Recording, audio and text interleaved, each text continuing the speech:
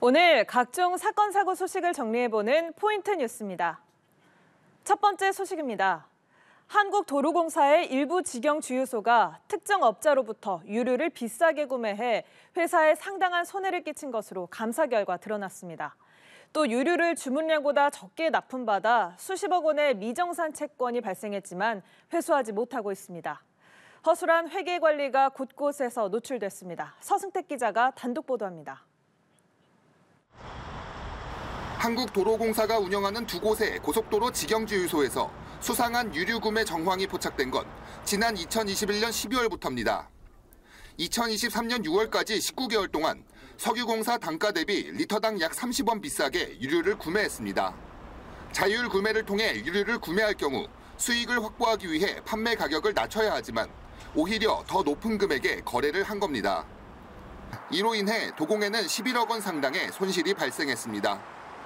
유류 등 구입의 회계 처리는 팀장 정결로 처리하도록 규정돼 있는데 A 업체로부터 비싸게 유류를 구매한 정황을 걸러내지 못했습니다.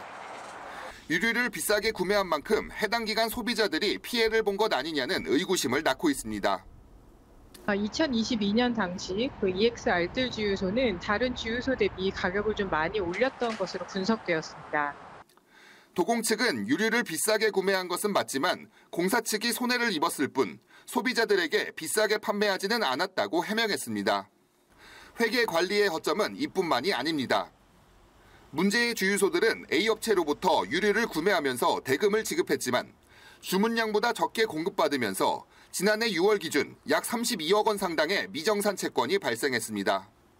도공은 아직 이 채권을 회수하지 못한 상태입니다. 또 언제부터 미정산됐는지 알 수 없도록 회계 처리해 회계 관련 내부 통제도 전혀 작동하지 않은 것으로 확인됐습니다. 도공은 지난해 하반기 감사를 통해 이런 사실들을 적발하고 관련자 4명에 대해 감봉과 견책 처분을 내렸습니다. 이에 대해 도공 측은 재발 방지를 위해 작년부터 직영주유소는 가장 저렴한 공동구매로 100% 전환했다면서 직원들의 횡령 배임 혐의가 있다면 형사 고발하겠다고 밝혔습니다. 해당 업체에 대한 경찰 수사가 진행돼 직원들의 혐의가 드러나면 고발하겠다는 뜻으로 해석됩니다. 연합뉴스TV 서승택입니다. 두 번째 소식입니다. 부산에서 부탄가스 수백 개가 폭발하는 사고가 발생했습니다. 차량 10여 대가 불타고 주변은 아수라장이 됐는데요. 경찰은 담배꽁초를 화재 원인으로 보고 있습니다. 김영민 기자입니다. 건물 사이로 시커먼 연기가 불길과 함께 뿜어져 나옵니다. 몰라. 누가 그거 했겠지? 신고했겠지? 무언가 터지는 듯한 소리도 들립니다.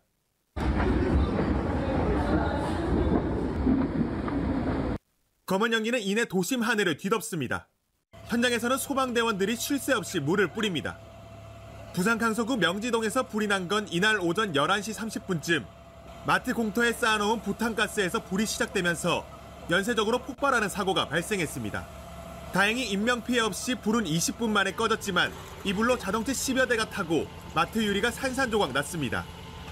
뭔가 그 굉음처럼 터지는 소리들이 되게 지속적으로 났었고요. 파편이 터지는 듯한 느낌 때문에 되게 가까이 있는 입장에서는 공포감 조성이 되었다고 할까요?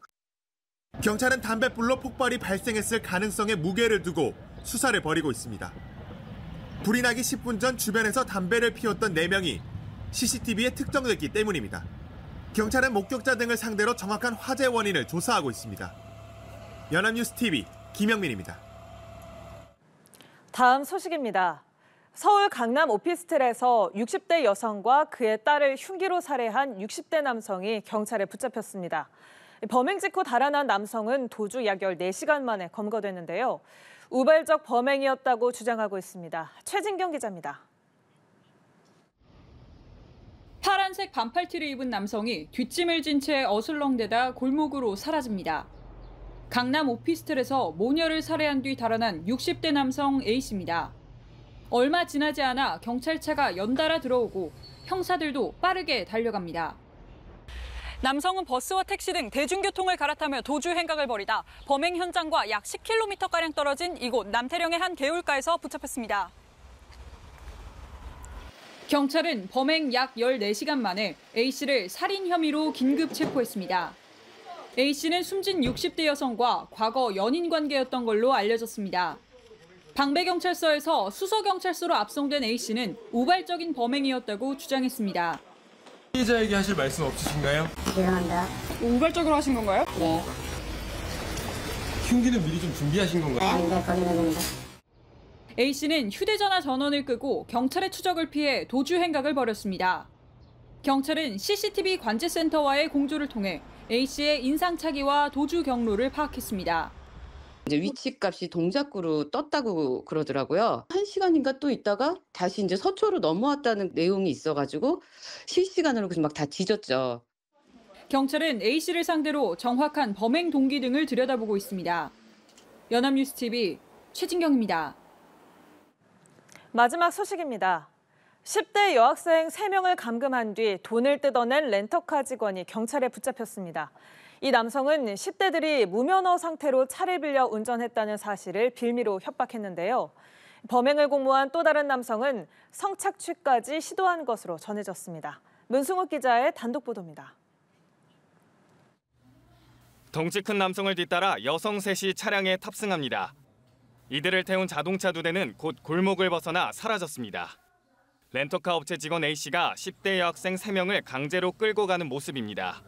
10대 여학생들이 위조 신분증으로 차를 빌려 무면허 운전을 한 것을 약점으로 잡은 겁니다. A씨는 자신의 사무실로 여학생들을 데려온 뒤 2시간 넘게 감금했고 100만 원을 주지 않으면 경찰에 신고하겠다고 협박했습니다. 이들 부모도 협박해 실제로 돈을 받아냈습니다. 한 여학생은 성범죄에도 노출됐습니다. 공범 B씨는 고수익 일자리가 있다며 여학생을 모텔로 유인하고 성관계를 요구했습니다. 해당 여학생은 거절하자 B씨가 목을 졸랐다고 진술했는데 B씨는 혐의를 부인하는 것으로 전해졌습니다. 이들의 범행은 앞서 미성년자들이 렌터카로 무면허 운전을 한다는 신고를 받고 수사에 나선 경찰을 통해 드러났습니다. 청소년들 무면허 운전 의심스럽다는 그런 신고로 접수가 됐는데 그 교통조사관들이 끈질기게 지금 한 달 동안 수사를 해서 서울 강서경찰서는 지난 화요일 공동감금과 공갈 및 미성년자 약취 혐의로 A씨를 검거했습니다. 함께 검거한 공범 B씨는 구속했습니다. 한편 무면허로 운전을 하고 이를 방조한 미성년자들도 조만간 검찰에 넘길 방침입니다. 연합뉴스TV 문승욱입니다.